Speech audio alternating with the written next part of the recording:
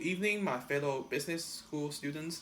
As the American electoral process winding down, after a long-winded mass media coverage and all the Fox News betrayal scandals, we finally got our new president, Donald Trump, from a student outside this country who also experienced the SGA, uh, Auburn SGA presidency election last semester. I want to discuss with you guys the advantages and drawbacks we may face for the electoral college system, how to avoid the tediousness and the waste of democratic resources is what we want to achieve. So we will talk about the basic structure of the electoral college system, lack of consistency, and the huge time and cost. Nowadays, the framework of our national election process is actually quite straightforward.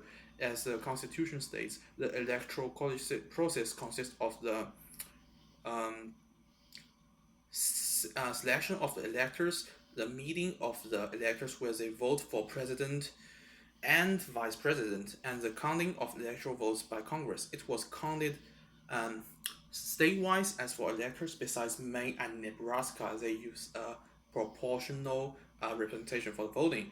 Interestingly, our candidate Hillary Clinton was also trying to abandon the electoral college system back when she entered the White House in 2001.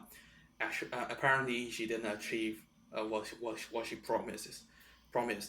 There are some voices always advocating to abandon the system um, we have right now. Suppose you live in a state like New York or Wyoming, the blue or red situation is too obvious for you. You don't even have to open TV and to focus on the news, which covers the campaign outside.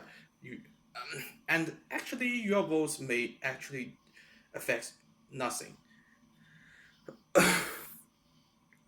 So the winner take all electoral voting may not represent the real voice for everyone.